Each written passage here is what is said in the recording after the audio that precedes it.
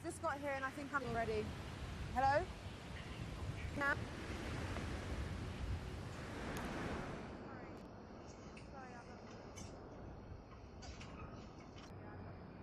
Sorry.